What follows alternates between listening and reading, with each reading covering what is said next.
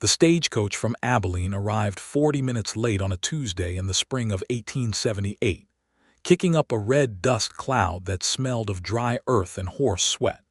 And James Ramsey stood beside the hitching post outside the Dry Creek General Store, with a photograph in his breast pocket that he already knew would not match the woman stepping down from that coach. He had known it in the way a man knows a storm is coming before the sky turns, not from evidence exactly, but from the quality of the light, the pressure in the air, the way the world goes quiet in the seconds before everything changes. The letter he had received 3 weeks prior had been signed in a hand too careful, too deliberate, as though the writer had been copying someone else's penmanship rather than expressing her own. He had not been able to name what bothered him about it at the time. He had folded the letter, tucked it alongside the photograph of the woman he had been corresponding with for 6 months, and told himself he was being foolish. He was not being foolish. The stagecoach door swung open, and a woman appeared in the frame of it, one hand gripping the lacquered wood, the other smoothing her traveling dress, a deep green wool that was entirely too warm for an April afternoon in Texas, but that she wore with the kind of quiet dignity that suggested she was accustomed to discomfort and had long ago made peace with it. She was perhaps 22 or 23, with dark auburn hair pinned at the back of her neck and green eyes that swept the town of Dry Creek the way a person surveys a landscape they expect to cross on foot, measuring, calculating, bracing. She was not the woman in the photograph. The woman in the photograph had been Margaret Walker, 26 years old, a schoolteacher from Kansas City who had written to James through the matrimonial bureau with neat economical prose and a list of practical skills that had impressed him more than any romantic declaration could have. They had exchanged letters for half a year. He had come to know her voice in those letters, composed, somewhat formal, precise. He had respected that voice. He had been prepared to build something solid with its owner.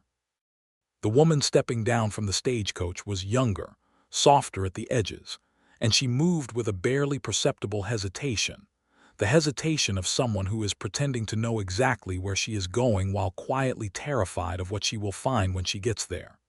She looked down at the dusty street below the coach step, and then she looked up, and her eyes found James Ramsey immediately, the way eyes always find the person they are searching for in a crowd, even when they have never met. He looked at her directly. He did not look away. She held his gaze for one suspended moment, and he could see it there, the recognition that he knew, the bracing of herself against the confrontation she had clearly been rehearsing for 2 days on a stagecoach out of Kansas City.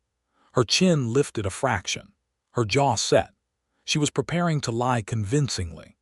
James Ramsey put the photograph back into his breast pocket, settled his hat on his head, and walked forward. He stopped at the base of the coach step and looked up at her. She was still gripping the door frame. Up close he could see that her eyes were not merely green but shot through with amber around the pupils, and that she had freckles across her nose that the photograph of her sister had not shown because her sister had not had them, and that she was tired in a way that went deeper than 2 days of travel. The kind of tired that lives in the bones, that comes from grief and fear, and the particular exhaustion of carrying a weight too heavy for too long. He said quietly so that only she could hear him above the noise of the town, "Come down." She blinked. "I beg your pardon. Come down from there," he said. "You have had a long ride and there is water and shade at the house. Come down. Mr. Ramsey," she started, and her voice was low and careful, and he could hear that she was about to deliver the opening line of whatever story she had constructed. "Come down," he said again, and this time there was something in his voice, not a command exactly, but a steadiness, a reassurance, as though he was speaking to someone standing on a ledge rather than a coach step. "We can talk at the house, not here." She looked at him for another long moment, and whatever she saw in his face, and he could not have told anyone, then or later, what exactly it was she saw, it was enough. She released the door frame. She came down the step. She stood in the red dust of Dry Creek, Texas, with her small traveling trunk being unloaded behind her and the stagecoach driver already calling to his horses, and she stood eye level with James Ramsey's collarbone and said nothing at all. "I am James Ramsey," he said, because it seemed like the right place to start. "I know," she said. "And you are." The pause that followed was so brief that a less observant man would have missed it entirely. He did not miss it. "Margaret Walker," she said. He nodded, as if he believed her, and picked up her traveling trunk, and led her down the main street of Dry Creek toward the road that ran west to his property, and he did not say another word about it until they were well clear of town. Her name was Hazel Walker. She was 23 years old. She was the younger sister of Margaret Walker, who had died of typhoid fever in Kansas City 6 weeks ago, 3 weeks after dispatching her final letter to James Ramsey, and 2 weeks before she was supposed to board the stagecoach that would carry her to her future husband in Texas. These were the facts as Hazel understood them, though the shape of them was still raw and uneven in her mind, like ground that has been recently turned. Margaret had been sick for 10 days before Hazel had fully understood that she was not going to recover. The fever had come on fast and burned high, and Margaret, who had always been the capable one, the organized one, the one who handled things, had lain in the narrow bed in their shared boarding house room and been, for the first time in Hazel's memory, absolutely helpless.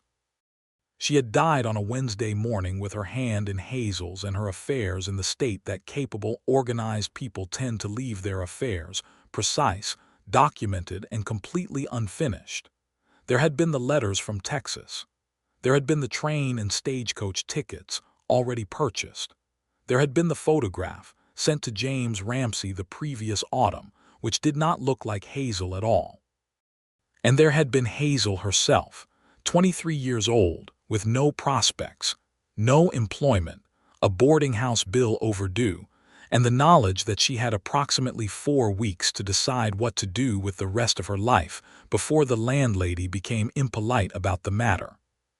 She had not set out to deceive anyone.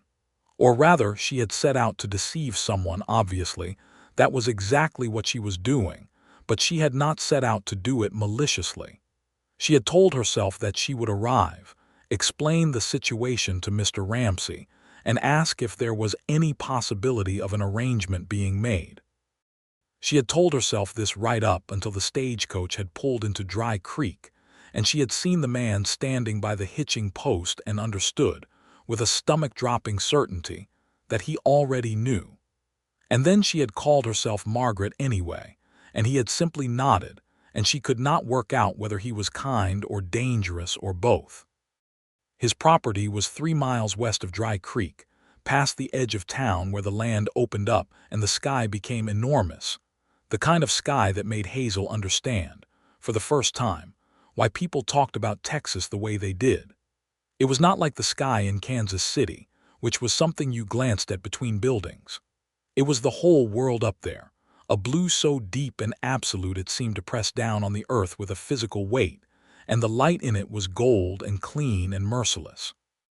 The house was wood-framed and newer than she had expected, with a porch that ran the length of the front facade, and a well in the side yard, and 2 large oak trees that had clearly been there long before the house, and would be there long after. There was a barn behind the house, and beyond the barn a pasture, where several horses moved slowly through the afternoon heat, and beyond the pasture the land rolled away into distances that made Hazel feel simultaneously very small and very free. James Ramsey set her trunk down on the porch and opened the front door, and stood back to let her in. She stepped into a room that was clean and spare and smelled of pine resin and coffee, and the faint, cold smell of a hearth that had not been lit since winter. There was a table, 4 chairs, a stone fireplace, a shelf of books, a window facing west. It was the room of a man who lived alone and had learned to be comfortable with that fact without being particularly content about it.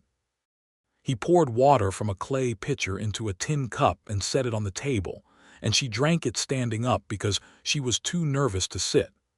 "I am going to say something," he said, leaning against the wall beside the fireplace with his arms crossed and his hat in one hand.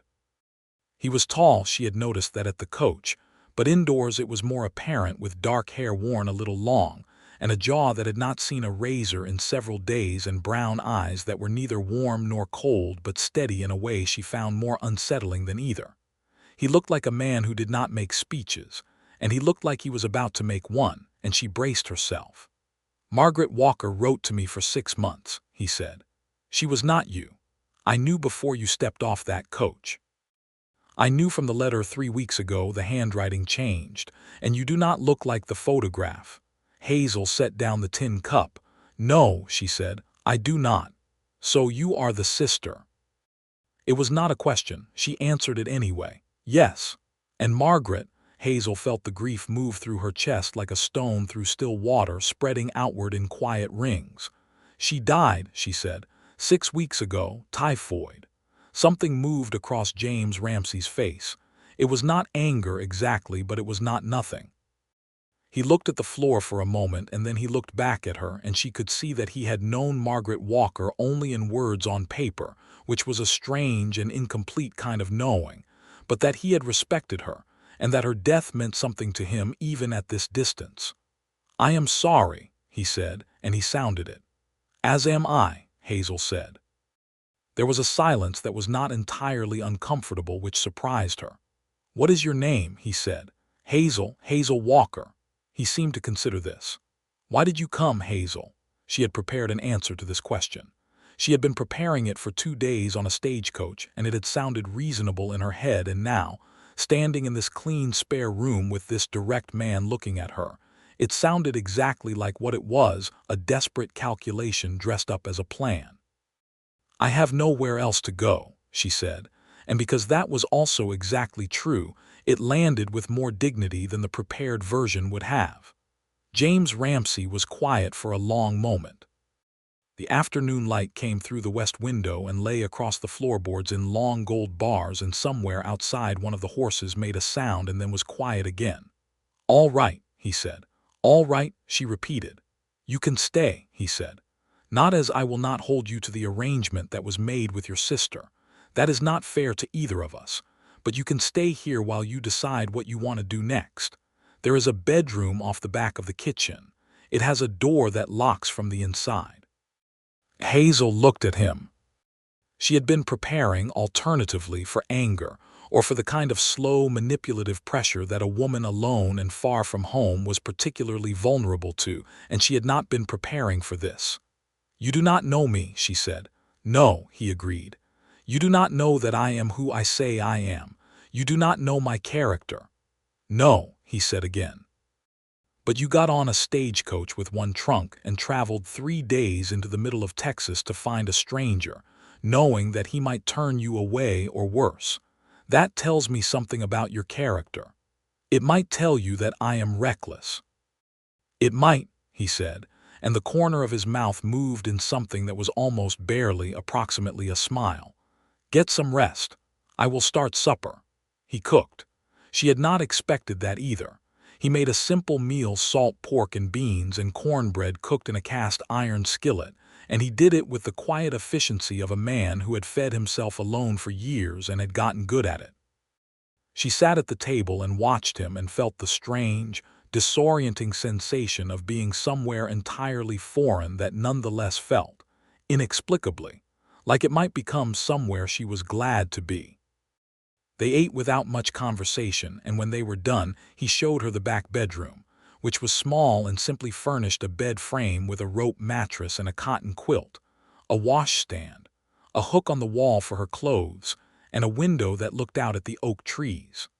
The lock on the door was solid and newly fitted, and she noticed this because a new lock on an old door meant he had fitted it recently, which meant he had thought ahead, which meant something. She did not sleep well that first night, but she slept, which was more than she had managed on the stagecoach, and when she woke the house smelled of coffee, and the morning light through her window was soft and pink, and the oak trees outside were full of birdsong. She lay still for a moment and let herself feel the grief for Margaret, which was always worst in the first moments of waking, before the brain has fully assembled its defenses. She let herself feel it, and then she got up and washed her face and pinned her hair and went out to see what the day required of her. James Ramsey was already outside. She found him at the well drawing water, and he handed her a bucket without comment, and she carried it inside. And that was how the arrangement began, not with ceremony or negotiation, but with the simple, practical fact of water that needed carrying and a bucket being handed over. The days that followed had a rhythm to them that Hazel found both strange and deeply settling. James Ramsey rose before dawn and worked his horses, which was his business and his livelihood. He bred and trained working horses, selling them to ranchers and the occasional cavalry post, and he was good at it in the way that men who genuinely love their work tend to be good at it, not merely through discipline, but through an understanding that went somewhere below words. Hazel found herself watching him with the horses whenever she had the opportunity, which was often, because the kitchen garden he had shown her on the second day needed considerable work and was situated with a clear view of the corral. She worked the garden. She cooked. She mended and cleaned and organized the small household with the quiet industriousness she had learned in a boarding house upbringing where every person was expected to carry their weight or find somewhere else to live. She was good at being useful, which was a skill she had spent her whole life developing without quite understanding its value until now. On the third day, she found the books on his shelf. There were perhaps 30 of them, which was a notable number for a single man working a horse ranch in West Texas in 1878. She ran her fingers along the spines: Dickens, Twain, a battered copy of the Bible, several agricultural almanacs, and a thick volume of Tennyson that was more worn than any of the others, its spine cracked and its pages soft with handling. She took it down, and when James came in for the midday meal and found her at the table with the Tennyson open in her hands, he stopped in the doorway for a moment with an expression on his face that she could not quite read. "Do you mind?" she asked, looking up. "No," he said. "Do you read it often?" He came in and hung his hat on the peg by the door. "My mother sent it," he said. "When I first came out here, she thought I would be lonelier than I was." "And were you lonely?" He poured his coffee and sat down across from her, and she thought he was going to redirect the conversation in the way that people do when a question touches something real and they are not ready to touch it back. But he did not. "Some," he said. "Less than she imagined. The work is good company." "But not enough company," Hazel said. He looked at her over the rim of his coffee cup. "No," he said simply. "Not always." She read him a passage from the Tennyson after supper that evening, because it seemed like the natural thing to do, and because she had a reader's instinct for the right moment. He sat across from her in the lamplight and listened with his hands folded on the table, and she had the distinct feeling, looking at him, that he was not merely listening to the words, but to the fact of a voice in the room, that the sound of another person reading aloud was something he had been missing without knowing precisely how to name the absence. That night, locked in her back bedroom, she thought about Margaret. She thought about the letters Margaret had written to this man, the careful, composed letters that had described their shared childhood with the precision of someone who values accuracy over sentiment, the letters that had mentioned Hazel in passing as her younger sister, clever and impractical, with her head in whatever book she could find. She thought about the fact that Margaret had chosen this man from a bureau advertisement, had corresponded with him for 6 months, had been willing to make a life with him. She wondered what Margaret had seen in his letters. She thought she was beginning to understand. The town of Dry Creek received its mail on Fridays, which meant that on Friday mornings James hitched his wagon and drove the 3 miles in, while Hazel remained at the property or occasionally accompanied him. On her second Friday she went with him, and it was on this occasion that she encountered Mrs. Alma Briggs, who ran the dry goods store with her husband, and who had the particular quality of perception that belongs to women who have spent decades watching a small town's business from behind a counter. Mrs. Briggs was perhaps 55, stout and sharp-eyed, with silver hair pinned in an elaborate structure that seemed to defy both gravity and humidity equally.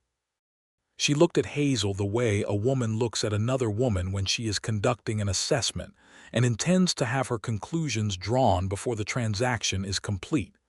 "You are the bride," Mrs. Briggs said, not unkindly but without any softening either. "I am a guest," Hazel said. "I am Margaret Walker's sister."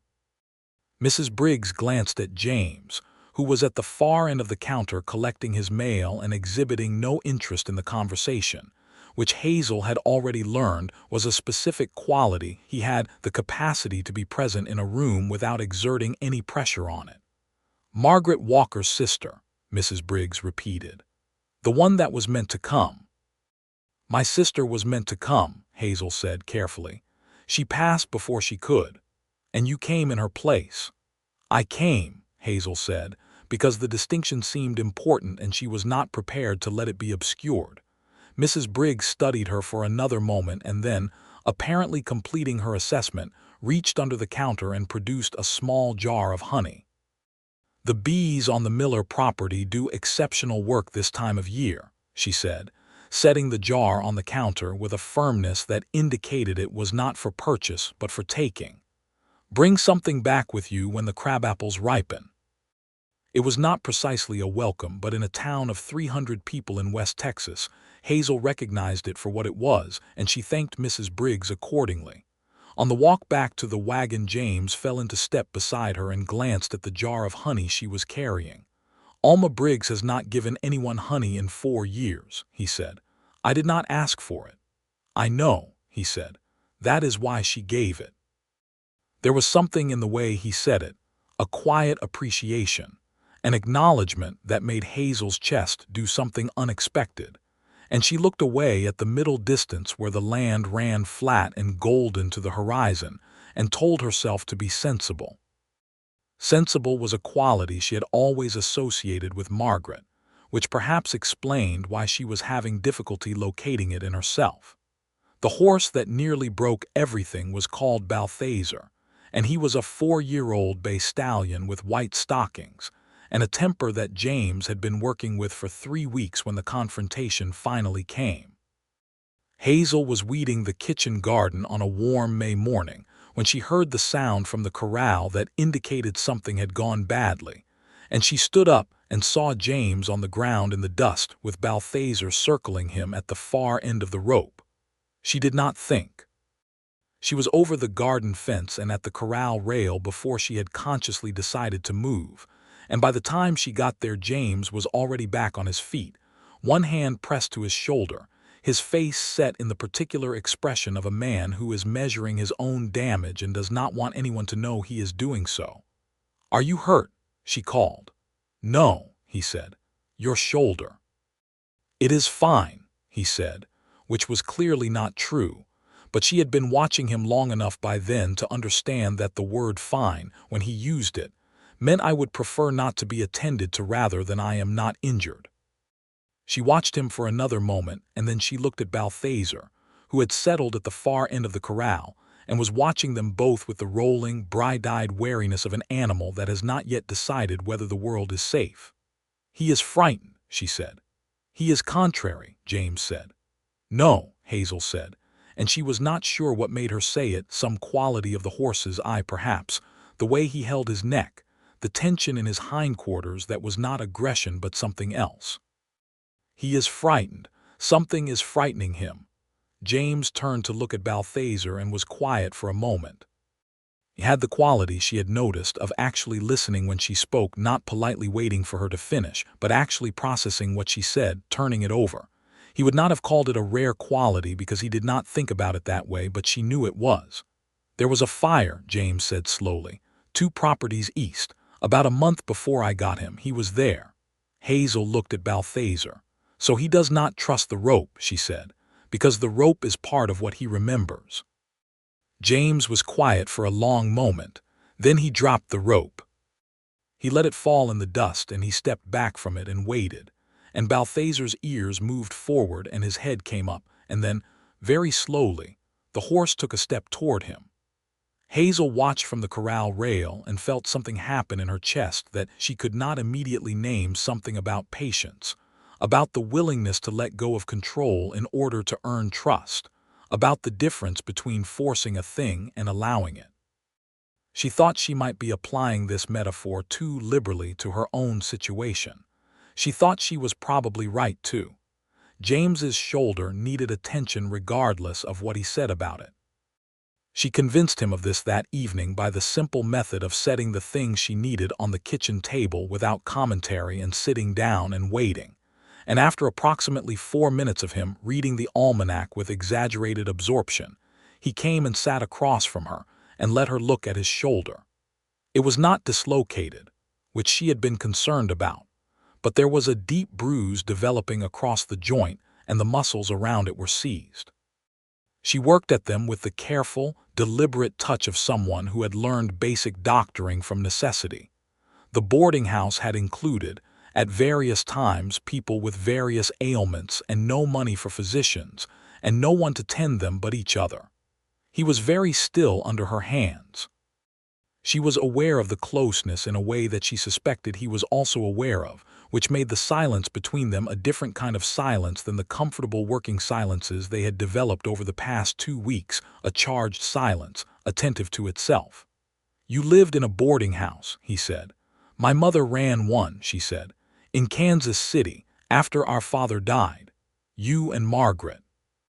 "And our mother, she died 4 years ago. So it was the two of you." "Yes," Hazel said, "it was always the two of us." He was quiet for a moment and she worked at the knot of muscle below his shoulder blade and felt it release slowly, reluctantly, the way all held things release. "She wrote about you," he said. Hazel's hand stilled. "Margaret did. In one of her letters," he said. "She said her sister read books the way other people breathe. She said you could read in any light, any noise, any condition, and that she had once found you reading by candlelight during a thunderstorm that had knocked out every window on the east side of the house." Hazel was quiet. The candlelight memory was specific enough that she recognized it exactly, a June storm 3 years ago, and she had been deep in Middlemark, and the window had come in and she had simply moved her candle to the other side of the table and kept reading. "She admired you," James said. "I could hear it in the way she wrote about you."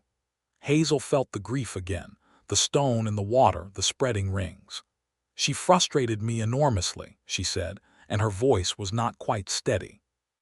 "She was so terribly capable, so organized. She always knew what to do and she always did it immediately and correctly, and I spent my entire life being slightly insufficient by comparison." "I do not think she saw it that way." "No," Hazel said softly. "She would not have. That was also maddening about her." He made a sound that was not quite a laugh but was in the neighborhood of one, and she found herself smiling despite the grief, which was how grief works. It lets you smile at the edge of it, and that is both mercy and a further sadness. She finished with his shoulder and he rolled it experimentally and said it was much better, which this time she believed. "James," she said, and it was the first time she had used his first name without first names being formally established, and she noticed that he noticed. "I need to tell you something." "All right," he said.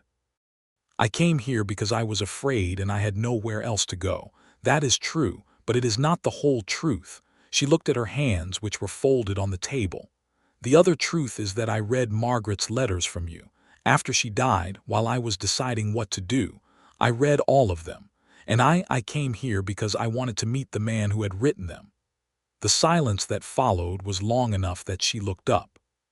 He was looking at her steadily, and there was something in his face that she recognized, the same thing she had felt reading those letters, which was the sensation of encountering something genuine in a world that offered genuineness rarely.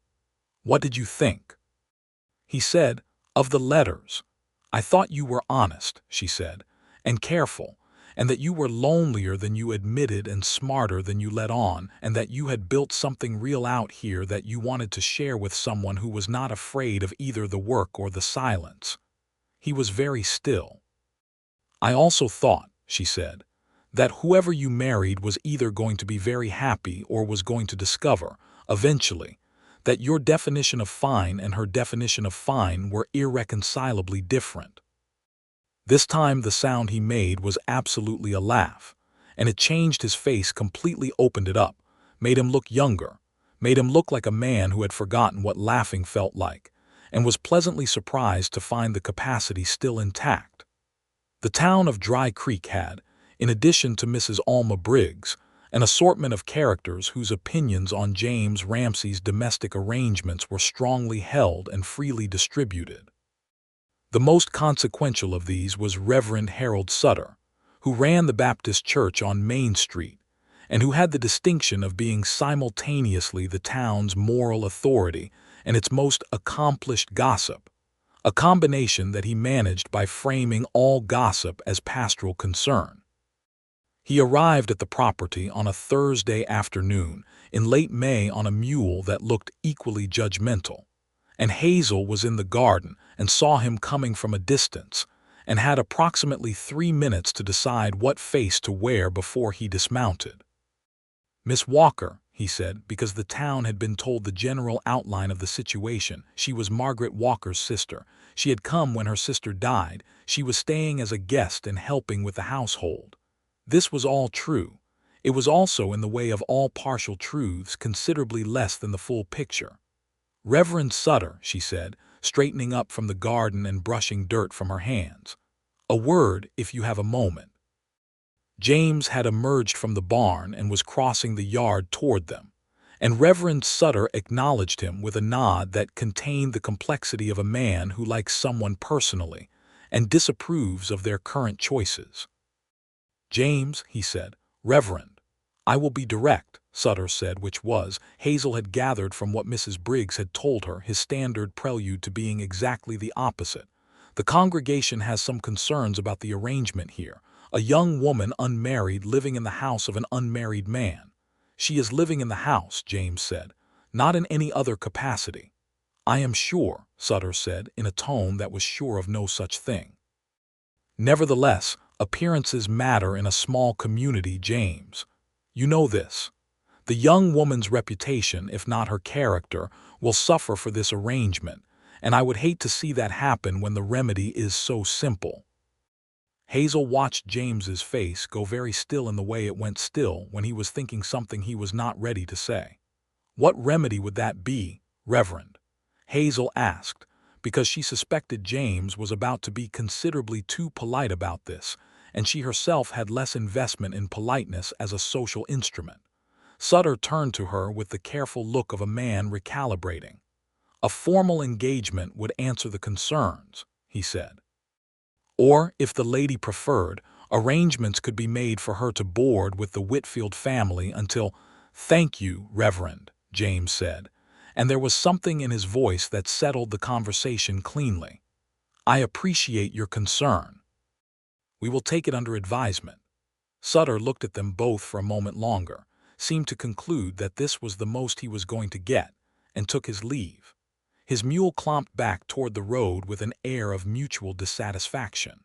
Hazel and James stood in the yard after he had gone, and the silence between them was a different quality than usual, weighted with what had just been said, not by Sutter but under Sutter's words, about what their situation was and what it might become. "You do not have to," Hazel started. "I know," James said. "I would not want you to feel—" "I do not feel pressured," he said. He turned to look at her, and his eyes were direct and entirely clear. "Do you?" "No," she said. He nodded and went back to the barn, and Hazel returned to the garden, and both of them spent the rest of the afternoon thinking about things they were not yet ready to say out loud. June came in with heat that pressed down like a hand, and the kitchen garden came into its abundance, tomatoes and summer squash and beans, and the herbs Hazel had transplanted from a wild stand she had found down by the Dry Creek bed that ran along the southern edge of the property. She cooked better than James, and he acknowledged this without making it a point of pride, simply accepting the improvement in his meals with the same practical appreciation he brought to most things. He taught her to ride. This happened because she mentioned in passing that she had never learned, and he looked at her with an expression of genuine surprise, as though she had said she had never eaten bread, and the following morning he had a gentle bay mare saddled and waiting in the corral. The mare was named Clover and had the temperament of a grandmother patient, slightly amused by human behavior, unshakable in her opinions about the correct speed at which to do things. Hazel liked her immediately. James was a good teacher. He did not over-explain and he did not condescend, and he stood at the mare's head, while Hazel found her seat and felt the living warmth of the animal beneath her and looked out across the property from this new height and felt something shift in her understanding of the landscape, not larger exactly, but more hers. "Your hands are too tight," James said. "I am nervous." "She can feel that. Ease your grip. Trust her to carry you." Hazel loosened her hands and felt the difference immediately. Clover's neck relaxed, her step evened, and the communication between them changed from argument to conversation. "There," James said. She looked down at him from the saddle. He was squinting up at her in the morning light, one hand resting on the corral rail, and there was an expression on his face that she had seen a handful of times now. When she had recognized what was wrong with Balthazar, when she had read Tennyson in the lamplight, when she had said something true about his letters, an expression of pleased discovery, as though he kept finding things he had not expected to find. She thought she probably wore a similar expression sometimes when she looked at him. She had been trying, with incomplete success, not to. By the end of June, she could ride well enough to accompany him when he drove the herd to the east pasture, which covered nearly 4 miles of open country. They rode side by side in the early morning when the land was cool and lavender-colored, and the cattle moved in front of them in a patient mass of brown and black, and James talked about the property, what he had built, what he still planned to build, the north section he wanted to fence, the water situation in dry years, the neighbor to the west whose cattle had a habit of drifting. He had come to Texas from Tennessee at 24, he told her. His father had had a farm there but not enough land for 3 sons, and James was the middle one, which in his estimation was the optimal position for leaving, not the eldest who stays, not the youngest who is forgiven for staying, but the middle one who can go without guilt and without anyone's expectations trailing behind him. He had been in Dry Creek for 4 years. He had built the house himself with assistance from the Caldwell brothers, who ran the feed store. He had started with 2 mares and good instincts and had built steadily from there. "Why the bureau?" Hazel asked. They were riding back from the east pasture in the late afternoon, the light behind them now, their shadows long ahead on the red earth. He was quiet for a moment, which meant he was going to answer honestly rather than deflect. She had learned to tell the difference. "There are not many women in Dry Creek," he said, "not unmarried ones, and the work here, it is a specific kind of life. It is good, but it is specific. I wanted someone who was choosing it deliberately, not settling for it because there was nothing else. And the bureau seemed like the way to find that person. A person who answers a matrimonial advertisement has thought it through," he said. "She has considered it. She is not here by accident." Hazel thought about this. "I am here by accident," she said. He glanced at her. "Are you?" "I came because I had no other option." "You had other options," he said quietly. "You chose this one." She thought about that for the rest of the ride home, and she was still thinking about it when she started supper, and she was thinking about it when she heard him come in and wash up at the basin and sit down at the table, and she turned from the stove and looked at him and said, "I think I chose it because of the letters." He looked at her. "Not just Margaret's letters," she said. "Yours. I think I chose to come here because of the way you wrote. Because of the kind of man that writing suggested." He was very quiet for what felt like a long time. "And the man himself," he said finally. "What do you think of him?" Hazel turned back to the stove so he would not see her face quite yet. "I think he is considerably more than suggested," she said. He did not answer immediately, and she heard him stand, and then she felt him behind her, not close precisely, but present in the way a person is present when they are paying attention to you with everything they have, and he said quietly, "Hazel." She turned around.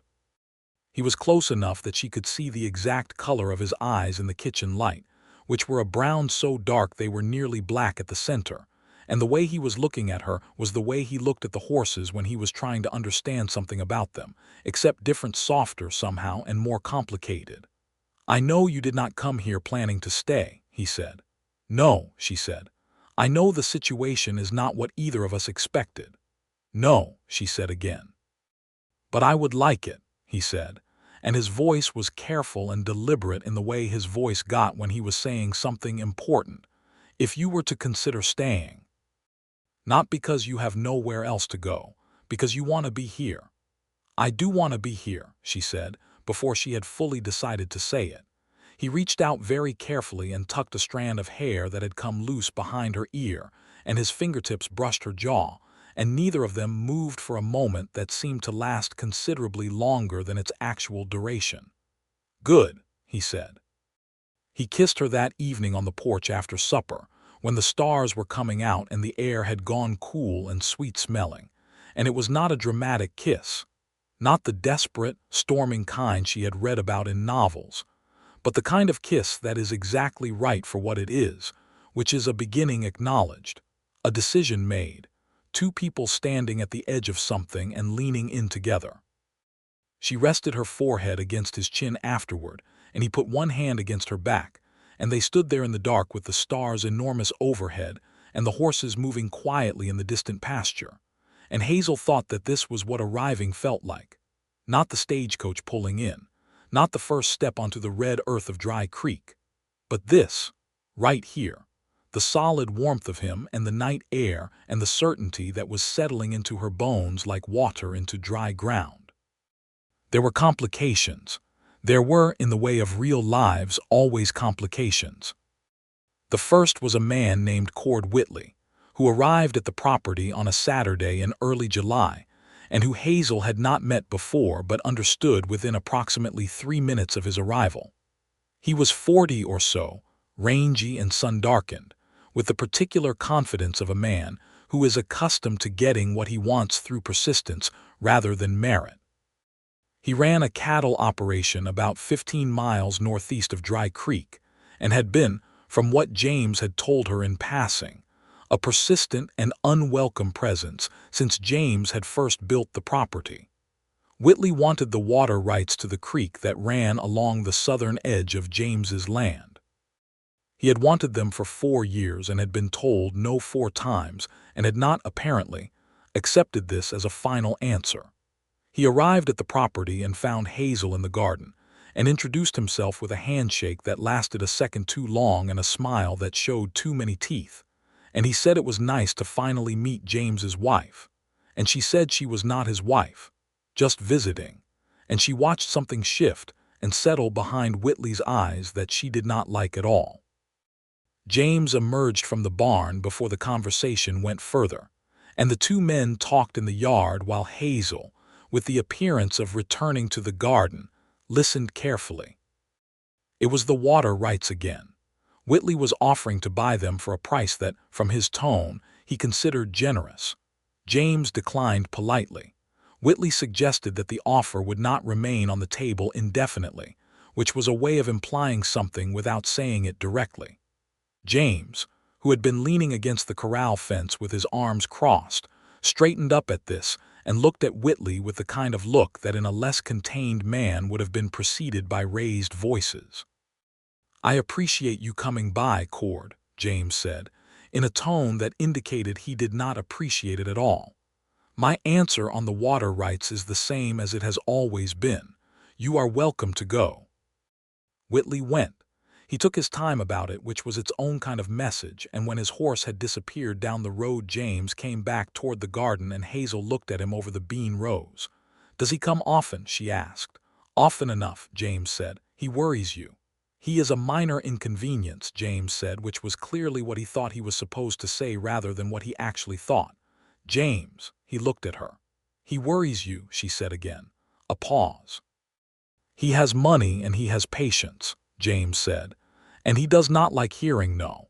In my experience, men like that eventually decide to rephrase the question in ways that are harder to refuse." Hazel thought about this. What does he want the water for? More cattle than his land can currently support, James said. He is expanding. He needs access to water this side of the ridge or he cannot run his herd the way he wants to. And you cannot sell the rights because without the creek this property does not function, he said simply. She nodded. She understood that the creek was not merely practical but fundamental, that without it, everything James had built here was compromised. She understood also that Cord Whitley understood this and found it useful. The second complication was the letter. It arrived on a Friday in mid-July, addressed to Margaret Walker and postmarked Kansas City, and the postmaster gave it to James because he was the only Walker-adjacent person in Dry Creek, and the postmaster was, in any case, a literal-minded man who did not concern himself with the complexities of forwarding mail to the deceased. James brought it home and set it on the table without saying anything, and Hazel saw the handwriting on the envelope and felt her stomach drop. It was from a lawyer named Hartwell in Kansas City. She knew the name because he had drawn up the arrangement for the boarding house when their mother died, the sale of it, the settlement of debts, the disposition of the small remaining amount between the two sisters. She had not heard from him since. She opened it with James sitting across the table and the late afternoon light slanting through the window, and she read it, and then she read it again. Margaret had had a small life insurance policy. It had been purchased years ago, when their mother first became ill, by a customer at the boarding house who had been in the insurance trade and had convinced Margaret it was wise. It was not a large sum, $240, but it had been paid in full upon proof of death, and it was in Margaret's name, and because Hazel was her only surviving relative and Margaret had died without a will, it was Hazel's. She set the letter down on the table. "What is it?" James asked. She told him. He was quiet for a moment, and then he said, "That is good news." "It means," she said slowly, working it out as she spoke, "that I have options now. That I did not have to stay here if I did not wish to." He looked at her steadily. "Yes," he said, "it means that. I want you to know," she said, "that it does not change my choice. I want to stay because I want to stay, not because I have no alternative, but I needed you to know that the alternative exists." Something happened in his face. It was not relief exactly, or surprise, it was more like the feeling of a proof completed, an equation resolving correctly. He nodded. He said, "Thank you for telling me." "James," she said. "Yes. Ask me again." He looked at her. "You asked me to consider staying," she said, "last month. Ask me again now, knowing that I have other choices." He was quiet for a long moment. Then he said, "Hazel Walker, I would like you to stay. I would like you to stay because you want to, because you are choosing this life and this place, and if you are willing me, not because you have no other place to go." "Yes," she said. He held very still. "Yes, you heard the question. Yes, I am staying," she said. "Yes, I am choosing. Yes, James." He came around the table and she stood up, and he put his arms around her properly for the first time, and held her the way you hold someone when you have been wanting to hold them for a while and have been waiting for the right moment. And it was, she thought, the rightest moment she had ever encountered. July deepened into its fullest heat. Hazel wrote to the lawyer Hartwell and arranged for the insurance money to be held in trust at the Dry Creek Bank, which had recently opened a branch of the First Farmers Bank of Texas, and which the town regarded with the combination of pride and suspicion that small communities direct toward all progress. She also wrote, and this was harder, to the Matrimonial Bureau in Kansas City, to formally inform them that Margaret Walker had passed and that the arrangement made through their agency was closed. It was the first time she had written formally as herself in a context connected to Dry Creek, and she sat at the table for a long time before she could make herself do it, because it felt like the final closing of a door she had been holding partially open, and closing it meant that whatever came next was entirely hers to make. She mailed both letters on a Friday morning and came back out of the post office and found James waiting with the wagon, and she climbed up onto the seat beside him and said, "It is done." "What is done?" he said. "All of it," she said.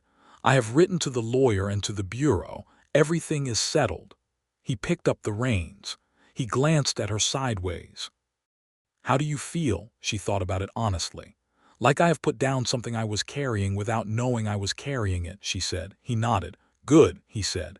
He said it the way he said good about most things, simply, without embellishment and with complete sincerity. On the drive home he said without preamble, "I would like to speak to Reverend Sutter." She looked at him. "About the congregation's concerns." "About a date," he said.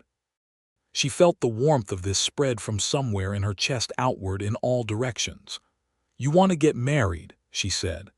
"I have wanted to get married for some time," he said, with a dryness that made her laugh. "The specific person keeps changing, but the impulse is consistent." "The specific person," she said. "First it was your sister," he said, and his voice was honest about this, not evasive, honoring Margaret without diminishing what was between him and Hazel. "I did not know her well, but I thought she was a person I could build something real with. And then she was gone. And then you were here." He paused. "And you are different from what I expected in every way and better in most of them. And I would like, if you are willing, to marry you before the summer is out." "Yes," Hazel said, which was becoming her consistent answer to his questions, and which she felt no need to elaborate upon. The complication with Cord Whitley returned in early August. It came in the form of 3 of his men appearing at the property on a Tuesday evening, when James was at the north fence and Hazel was alone in the house. They did not come to the door. They rode to the edge of the property and stopped there, and one of them called out that they were just having a look around, with a tone that made it clear they were not just having a look around. Hazel came out onto the porch. She was not, she told herself, frightened. Or rather, she was frightened. But she had learned enough from 2 months in West Texas to understand that showing fear to this kind of man was its own specific danger. "This is private property," she said from the porch steps. "You can see the markers from where you are standing. I suggest you get back to the other side of them." The man, who had spoken, mid-30s, with a red bandana and a lean, unpleasant face, looked at her with a smile that was also not a smile. "Cord Whitley sends his regards to the lady of the house," he said. "He wonders if she has had a chance to speak to Ramsey about his offer." "Mr. Ramsey's answer has not changed," she said. "Nor will it." "Mr. Whitley is patient," the man said. "Mr. Whitley is wasting his time," she said, "and so are you. Get off this property or I will send for the sheriff." She had no way to send for the sheriff, as the sheriff was in town 3 miles away, but they did not know that, and there was something in her voice, a steadiness she was cultivating from James's example, that apparently communicated enough certainty to give them pause. They left. She watched them go, and then she sat down on the porch steps and allowed herself to shake for approximately 2 minutes.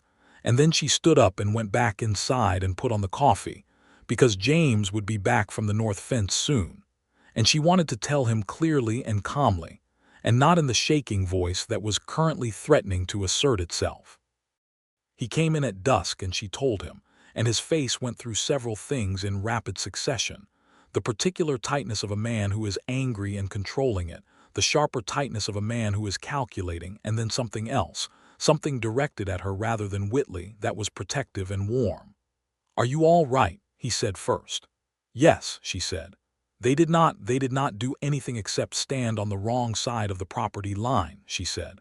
"I told them to leave." "And they went." "They went." He looked at her for a moment with that expression she had come to recognize, pleased and searching at once, like he kept finding things he had not expected. "Hazel," he said, "do not say I should not have gone out there." "I was not going to," he said. "I was going to say you are remarkable." She sat down somewhat abruptly, because her legs had decided this was a good moment to reconsider their structural commitment. James went to town the following morning and had a conversation with Sheriff Alonzo Parks, who was a practical man with a decade of experience in Dry Creek and a thorough understanding of Cord Whitley's character. Parks could not do much on the basis of men standing at a property line, but he could, and did, pay a visit to Whitley's operation that afternoon with a pointed reminder about the nature of trespassing and intimidation and the position of the law on those subjects. Whitley did not send men to the property again. He was not finished. Hazel understood this, and James understood it, and Alonzo Parks understood it, but the direct pressure ceased, which was enough for now. The wedding was set for the 14th of August, which was a Thursday, because Reverend Sutter had Sundays engaged and Saturdays reserved for funerals and the occasional horse race that he attended in his civilian capacity, and Thursday was the first day he could manage it. The entire town of Dry Creek attended with the enthusiasm of a community that has been waiting for something to celebrate and intends to make thorough use of the opportunity. Mrs. Briggs brought a cake that was 3 layers and iced with something white and almond-flavored, and the Caldwell brothers from the feed store set up tables in the churchyard, and the women of the congregation provided food enough for twice the number present.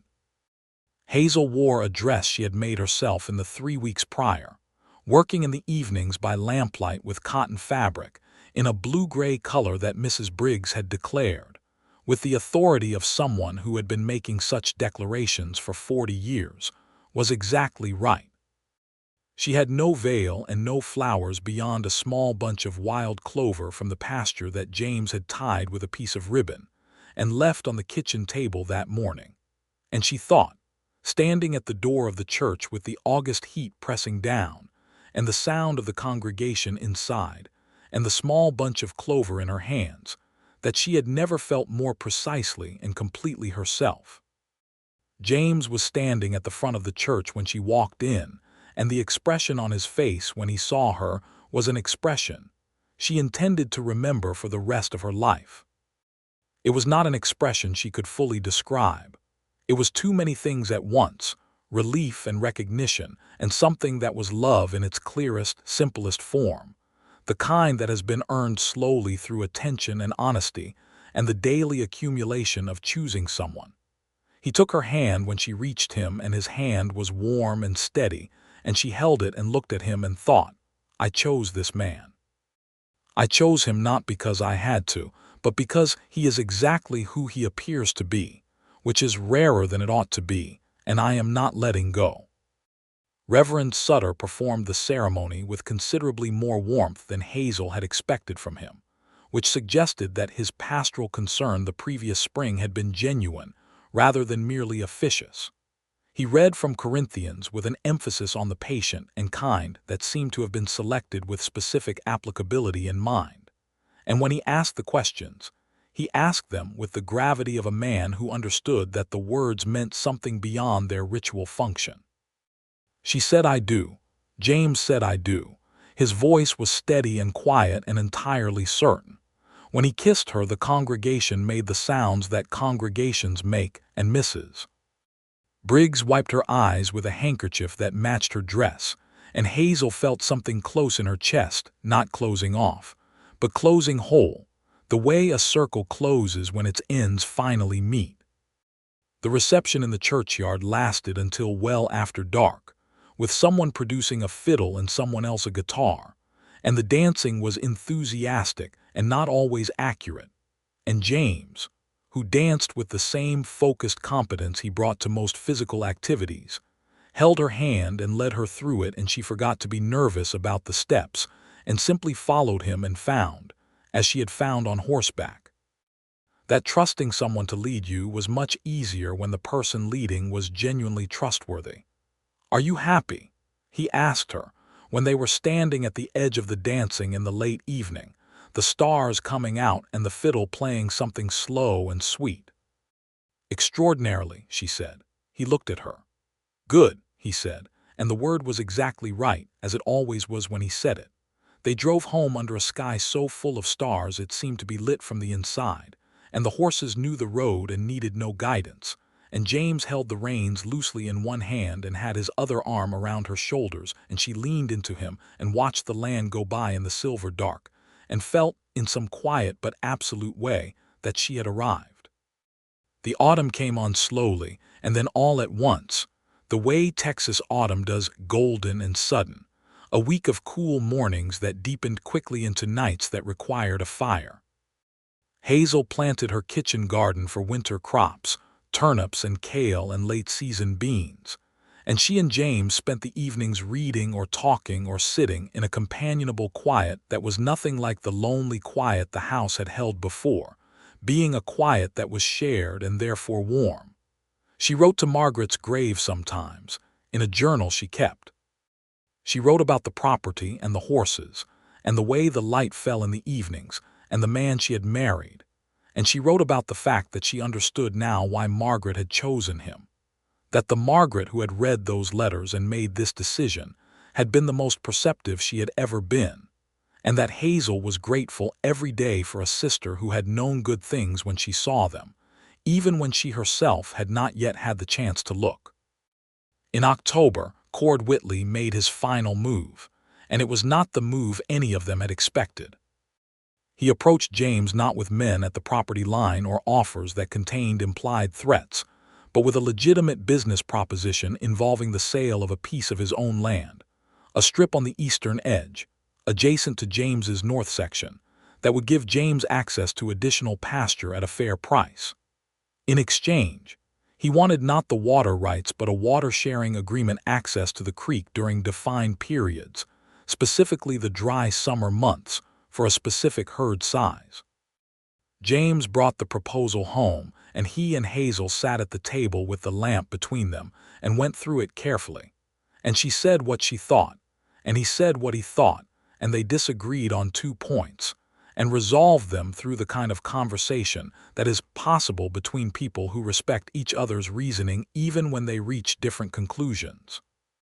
In the end, they proposed a modified agreement to Whitley the water sharing as specified, with an additional provision that the rights reverted fully to James's estate if the Whitley operation was sold, and a premium paid for the additional pasture land rather than a trade. Whitley accepted. It was not the outcome he had originally wanted, but it was a workable one, and the removal of hostility from the equation was, Hazel felt, worth more than it appeared on the ledger. Alonzo Parks, when told of the agreement, said it was the most sensible thing he had heard come out of Cord Whitley's direction in 4 years, and Hazel suspected that Parks himself had perhaps had something to do with persuading Whitley toward sensibility, which she appreciated without saying so directly. November brought the cold in earnest, and with it the news that Hazel carried in her body before she understood it in her mind, the news that manifested first as a particular quality of morning exhaustion and a changed relationship with the smell of coffee, and that she confirmed, with the help of the town's doctor, a small, careful man named Dr. Edgar Crane, who had been practicing in Dry Creek for 6 years, on a Wednesday in late November. She told James that evening after supper, when they were sitting by the fire with the lamp turned low and the wind running over the roof and the horses settled in the barn. She told him simply and directly, because that was how she told him everything. He was absolutely still for a moment, and then he set down the almanac he had been reading and turned to look at her with an expression that was so unguarded, so entirely open, that she felt almost that she was seeing something private, the interior of a man's happiness made visible, the thing usually kept back from the world. He reached over and took her hand and held it and said nothing for a long time, and she sat with him in the warm quiet of the fire and the wind and the certainty of what was coming, and she thought of Margaret and wished fiercely and briefly that her sister could know this house, this man, this particular evening and what it contained. She thought Margaret would have been impossible about it, and organized and capable, and precisely the kind of infuriating older sister one most wants present at the important moments. "I wish she knew," Hazel said aloud. James squeezed her hand. He understood who she meant. He said, "She sent you here. She would argue she did no such thing." "She would," he said, and there was a warmth in his voice when he said it. He had loved Margaret Walker in the way you can love someone you have only known through their words, and that love had made room for Hazel rather than being displaced by her, and she was grateful for this quality of his heart which was large enough to hold both things at once. "What do you want?" she asked him. "A boy or a girl?" He thought about it with his customary seriousness. "Healthy," he said. "That is what I want." "James." "I want whatever you are giving me," he said, which was not a deflection but was the most honest version of an answer he had ever given to anything. The winter passed in the way of good winters, not easy but full. The cold kept them inside more, and they learned each other's daily rhythms in the particular way that comes from sustained proximity without the relief of outdoor work. The small irritations that are also examined carefully, the textures of intimacy, the particular ways two people navigate a small space and a shared life, and the ongoing negotiation of who they each are.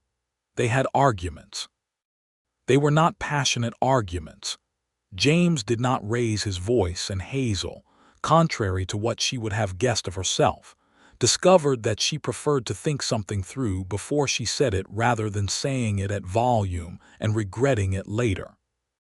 They argued about the north section fencing, which she thought he was delaying unnecessarily, and about the management of the household money, about which she had opinions that were occasionally at variance with his, and once, memorably, about the proper interpretation of a passage in Tennyson that neither of them was able to definitively settle, and that consequently stood as the most unresolved question in the household for approximately 2 weeks before they both declared it a draw. They made up always without drama, and without the deliberate misery of protracted silence that Hazel had observed in unhappy partnerships. They made up because they were fundamentally, practically, on the same side, and because both of them had learned, James from 4 years of building something alone, Hazel from a grief that had clarified what mattered, that the things worth having required daily tending, and were not served by the satisfactions of being right. The baby came in June. He arrived on a June morning when the air smelled of honeysuckle, and the horses were restless in the pasture, and Dr. Crane had been summoned the evening before, and had sat in the kitchen drinking James's coffee all night with the patience of a man who had attended many births and knew that they proceeded on their own schedule. James sat on the porch for the hours that Dr. Crane and the town's midwife, a steady woman named Rosa Mendez, who had delivered most of Dry Creek for 10 years, were inside with Hazel, and he sat very still and looked at the land, and did what Hazel later described as his quiet terror face, which was the face he wore when something mattered enormously, and he had no power to affect the outcome. The baby was born at mid-morning, and his first declaration of existence was a cry that cleared the entire house and brought James off the porch, and through the door before he had consciously processed what the sound meant. Rosa Mendez intercepted him in the hallway with an expression of professional authority and told him to wait one more moment, and the moment was the longest of his life, and then the door opened, and she said he could come in. Hazel was in the bed with her hair loose around her and the color high in her face, and an expression of triumph and exhaustion and love so immediate and total that James stopped in the doorway for a second, simply looking at her, because she was the most alive thing he had ever seen. The baby in her arms was red-faced and black-haired and emphatically present, and James came and sat on the edge of the bed and looked at this new person and then looked at Hazel and could not find anything to say that seemed equal to the moment, which was fine, because some moments do not require words. They named him William Thomas Ramsey. William for James's grandfather, who had been the first person in James's family to own his own land, and Thomas because Hazel said it was a solid name, and she wanted him to be a solid person, and James had said that seemed reasonable. William Thomas Ramsey was a solid person from the beginning. He was vigorous and vocal, and had strong opinions about when he wished to be fed and when he wished to sleep, and he had his father's dark eyes and his mother's freckles, and a temperament that was entirely his own, curious, alert, already organizing the world according to his own assessments. Mrs. Briggs came to see him and declared him excellent, which was the highest commendation she bestowed. Alonzo Parks came and brought a small carved horse he had made himself, which Hazel did not know about Parks until this moment, and which raised her estimation of him considerably. The Caldwell brothers sent a pound of good coffee and a bag of flour, which were more practically useful than almost any other gift received. James held his son in the evenings, and Hazel watched them and thought about the beginning of things. The letter that had arrived in a dead woman's name, the stagecoach pulling into Dry Creek in the red dust, the man who had said come down even knowing what he knew, and everything that had been built from that single moment of choice. She wrote to Margaret that night, in the journal she kept, and told her about William, and about the way James had looked holding him, and about the evening light through the bedroom window and the honeysuckle smell on the air. And she said, as she often did, that she missed her, and that she was grateful, and that she was more thoroughly happy than she had believed happiness could be. The years moved through Dry Creek, the way years move through small western towns, with the pace of seasons and the markers of births and deaths, and the gradual building of things, fences and businesses and roads, and the complicated, durable fabric of a community making itself. James expanded the horse operation steadily. By 1880, he had a reputation that reached beyond the county. His horses appeared in cavalry posts from San Antonio to Fort Griffin and on ranches throughout the hill country. And men came to him specifically because they knew his horses were not just well-bred but understood, trained with the patience and intelligence that James Ramsey brought to all things. Hazel became, to her own surprise, something of a figure in Dry Creek itself. It began with the letters. She wrote well, and she wrote fast, and several of the women in town discovered that she could help them with correspondence of all kinds, from business letters to the careful, important letters people write to their families when they want to say something true. She charged a modest fee and used the money to establish, by 1881, a small lending library in the back room of Mrs. Briggs's dry goods store, 47 books at opening, donated, borrowed, and purchased with the insurance money Margaret had left her, and which she had decided should be spent on something that would keep giving. The library was technically not a library in any official sense. It was books on shelves with a sign-out ledger and the honor system, and it worked in the way that things built on honor and community tend to work when the community is small enough that everyone knows everyone's name. Mrs. Briggs donated the shelf space in the corner of the store, and on the day of the opening, a pot of coffee and a plate of something sweet, and Reverend Sutter came and offered a blessing that was, for once, entirely appropriate to the occasion, and Alonzo Parks checked out a copy of Dickens and returned it 2 weeks later with a thoughtful expression, and the comment that Dickens had understood something essential about how the powerful treated the poor, which led to a conversation that Hazel found unexpectedly enriching. Dry Creek was not free of the injustices of its time and place. She knew this, and it sat in her conscience in ways she did not always know how to resolve. The Apache and Comanche peoples whose lands this had been were present in the region still, though increasingly pressed and displaced by the same expansions that had brought James to Texas and brought her after him. She had not been raised to think carefully about this, and she was learning to, slowly, through observation and the discomfort of seeing clearly what was around her. There were Mexican families in and around Dry Creek who worked hard for less than their labor deserved and were treated as something other than fully belonging, and this troubled her with a frequency that she brought occasionally to James, who listened and did not pretend the troubles were smaller than they were, and who paid fair wages and treated the Mexican hands who worked his property seasonally with the same matter-of-fact respect he brought to all working people. It was not enough. She understood that. But she did what she could do from where she was, and she tried to do it consistently, and she raised her children in the knowledge that the world owed different people different amounts of what it claimed to offer, which was a beginning. In 1882, William was 2, and she was expecting again, and this pregnancy was different from the first, easier in some ways, harder in others, longer in the last weeks in a way that made her feel she was carrying something permanent rather than something temporary. In October of that year, she gave birth to a daughter, quick and efficient in comparison to her brother's arrival, a small pink girl with Hazel's auburn hair and James's dark eyes, and an expression of faint disapproval that she directed at the world from the first moments, and that Dr. Crane said he had never seen in a newborn, but that Rosa Mendez said she had seen it before, and it always indicated character. They named her Clara Margaret Ramsey.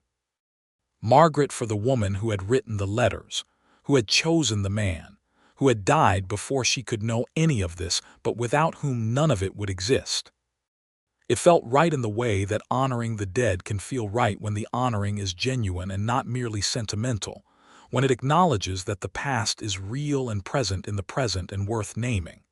James, when Hazel told him the name she had chosen, was quiet for a moment, and then he said, very simply, "Good." She had never loved the word more. By 1884, with William at 4 and Clara at 2, the property had grown, the north section fenced, a second barn built, a better kitchen added to the back of the house with a proper window that faced east and caught the morning light.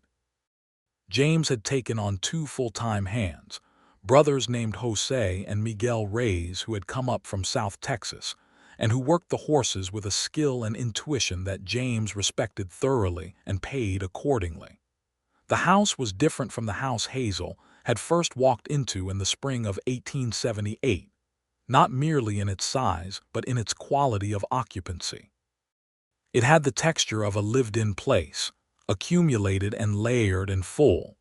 The books on the shelf doubled and then tripled, children's drawings pinned to the board James had put up in the kitchen for that purpose, the smell of something always cooking, the particular domestic music of a house where people were happy and busy and present to each other. One afternoon in the autumn of 1884, 6 years after Hazel had stepped off the stagecoach in her dead sister's name, and heard a man tell her to come down anyway, she was sitting on the porch in the early evening with William on the step below her building something architectural out of sticks, and Clara in her lap with her thumb in her mouth, and her eyes going heavy. And James came from the barn and washed at the well and came up onto the porch and leaned against the rail and looked out at the evening land. The light was the deep amber of late October, and it lay across the red earth and the dry grass and the distant hills with the weight of something that had been here long before any of them and would be here long after, and the horses in the pasture moved through it like shapes in a painting, and the sky above was enormous and absolute in its blue. "James," she said. "Yes," he said, not looking away from the landscape. "Tell me something." He turned to look at her.